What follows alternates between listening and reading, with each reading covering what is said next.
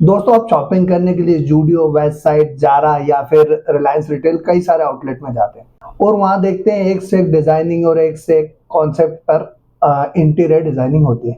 आपने कभी सोचा है कि उस इंटीरियर डिजाइन को करने वाला कौन है? उस क्रिएटिविटी और डिजाइनिंग को अंतिम रूप देने वाली कंपनी अपना आईपीओ लेकर इंडियन स्टॉक मार्केट में आ रही है। जानेंगे उस कंपनी के पूरी डिटेल्स, फिर जानेंगे उस कंपनी के फाइनेंशियल्स, आईपीओ डिटेल्स जानेंगे, फिर जानेंगे वैल्यूएशन और फिर जानेंगे कि इस आईपीओ से आने वाले पैसे का उपयोग कंपनी कहाँ करने वाली है।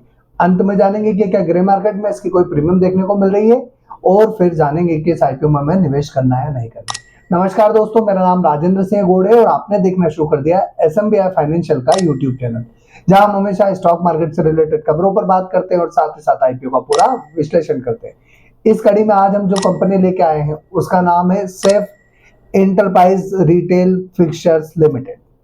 1976 में एस्टेब्लिश हुई एक ऐसी कंपनी जो पिछले 45 साल से अपनी सर्विसेज प्रोवाइड कर रही है। अगर इस कंपनी की बात करें तो ये कंपनी फिटिंग, फिक्सिंग, डिजाइनिंग सारे काम खुद करती है। इन्हें मैन्युफैक्चरिंग, सप्लाई और साथ ही साथ इंस्टॉलेशन का काम भी ये कंपनी करती है। चाहे फैशन स्टोर हो या इलेक्ट्रॉनिक स्टोर हो, डिपार्टमेंटल स्टोर हो, सेफ इंटरप्राइजेस हर एक के लिए कस्टमाइज रिटेल सॉल्यूशन प्रोवाइड करने का काम करती है।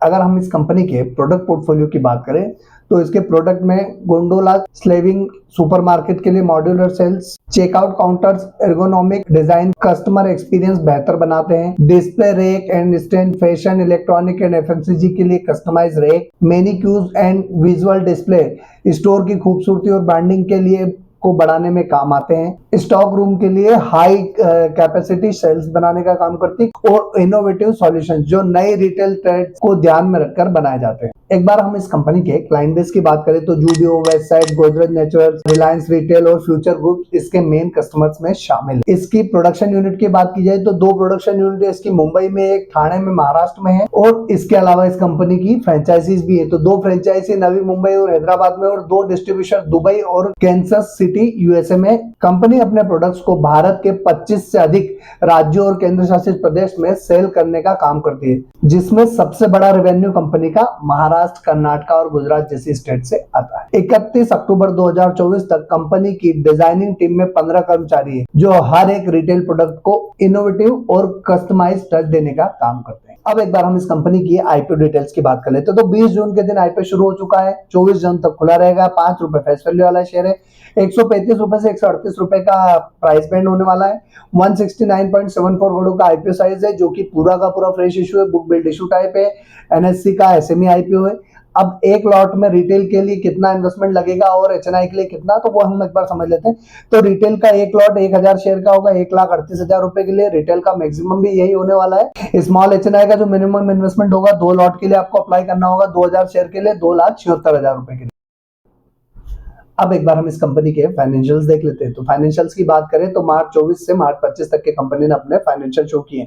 असेट्स की बात की जाए तो 54.40 करोड़ के असेट मार्च 24 की है, 101.94 करोड़ की मार्च 25 की है। रेवेन्यू की बात की जाए तो 101.38 करोड़ की मार्च 24 की और 139.73 करोड़ की मार्च 25 की रेवेन्यू है।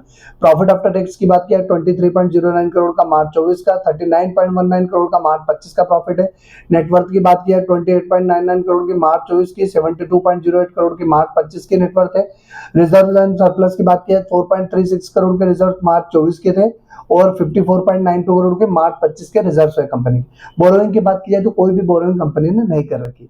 अब एक बार अगर हम कंपनी की वैल्यूएशंस भी देख लेते हैं, फाइनेंशियल देखें जो काफी अच्छे हैं, तो 77.54% का आरओई है, 69.10% का आरओसी है, रिटर्न ऑन नेटवर्थ 54.37% है, पेट मार्जिन 28.33% है, एबिटा मार्जिन 19.79% का है, प्राइस टू बुक वैल्यू 6.57 का है, ईपीएस 11.42 का प्री आईपीओ है, 8.42 का पोस्ट आईपीओ है, पी रेशियो जो है प्री आईपीओ 12.08 का है, पोस्ट आईपीओ 16.19 का हो जाएगा।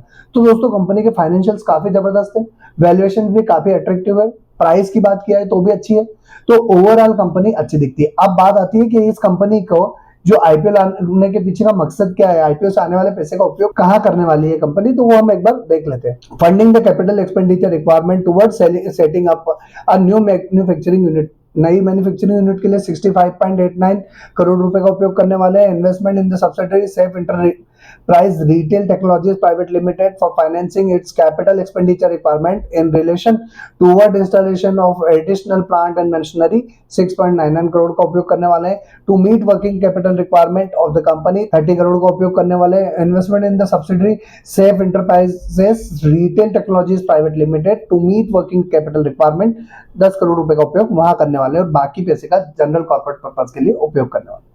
अब बात आती है इस आईपीओ में निवेश करना है नहीं करना.